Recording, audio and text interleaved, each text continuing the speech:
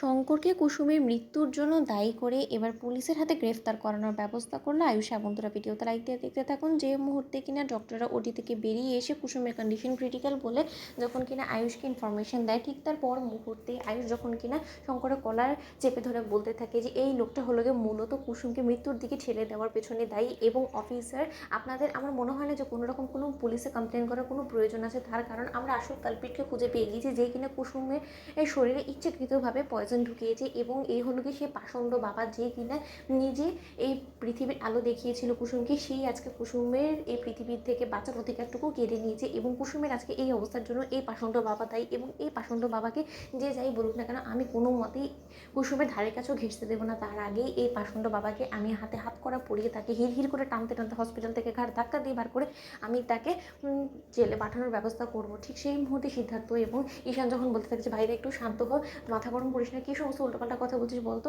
শঙ্করদা জাদুঘরের বাবা হয় এবং জাদুঘরের এই দুঃসময় শঙ্কর কাকাকে প্রয়োজন। এবং এই সময় তুই যদি কুসুমের বাবাকে কুসুমের কাছ থেকে কিনে নিস তাহলে কী হবে বলতো, জাদুঘরের সেন্স ফিরে আসার পর জাদুঘর কী ভাববে তোকে নিয়ে বলতো। ঠিক সেই মুহূর্তে ইন্দ্রাণী গাঙ্গুলি যখন বলতে থাকে যে আয়ুষ, তার আগে তুমি আমাকে একটা জবাব দাও তো, তুমি যে বললে এক্ষুনি যে শঙ্করকে তুমি হাজতবাস করাবে, তার জন্য তুমি আমাকে একটা আগে কথা বলো যে তোমার সঙ্গে কি আদৌ শঙ্কর যেটা বলছে সেটা কি সত্য, যে কুসুমের কোনো সম্পর্ক আছে। ঠিক সেই মুহূর্তে আয়ুষ যখন বলতে থাকে যে মা সেই সমস্ত কিছু সমীকরণ আমি তোমাকে মিলিয়ে দেবো, কিন্তু তার আগে এই লোকটাকে আমি আগে পুলিশের হাতে তুলে দিই, তার পরবর্তীতে তুমি তো মা বলো যে কিনা অন্যায় করে তার কোনো রকম কোনো ছাড় হয় না। এবং যে লোকটা কিনা আজকে একটা খুনিতে পরিণত হয়ে গেছে, যে কিনা নিজ হাতে নিজের মেয়েকে বিষ খাইয়ে মেরে ফেলতে পারে, তাও আবার তার জন্ম যেদিন হয়েছে সেই দিন, তার পরবর্তীতে এই মানুষটাকে কি আদৌ ছেড়ে দেওয়া যায়, এটা কি আদৌ সাজে নাকি তাকে শাস্তি দেওয়াটা যেটা আমি সিদ্ধান্ত নিচ্ছি সেটাই উত্তম সিদ্ধান্ত, তুমি শুধু মা একবার বলো। ঠিক সেই মুহূর্তে এক পর্যায়ে ইন্দ্রাণী গাঙ্গুলি যখন বলতে থাকে যে শঙ্কর যেটা করেছে সেটা সত্যি ক্ষমার অযোগ্য, এবং এর জন্য তুমি যদি ওকে শাস্তি দেওয়ার ব্যবস্থা করো তাহলে আমার মনে হয় না যে কোনো রকম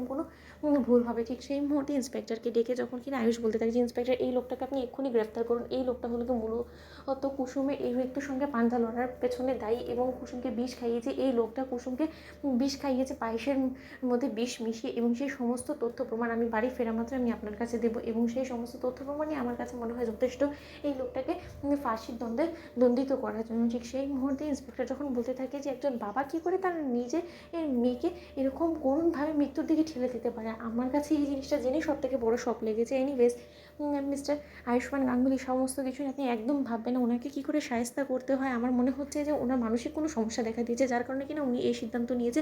নয়তোবা লোকটাকে দেখে তো মনে হয় যে উনি ভাজা মাছ উল্টে খেতে পারেন। আর এদিকে মশাই আপনি নিজ হাতে নিজের মেয়েকে খুন করে ফেলেছেন, এরকম একটা দ্বন্দ্বনীয় অপরাধ করে ফেলেছেন, তাও চুপ রয়ে গিয়েছেন। তো বন্ধুরা লাইক শেয়ার করো, সাবস্ক্রাইব করতে ভুলো না।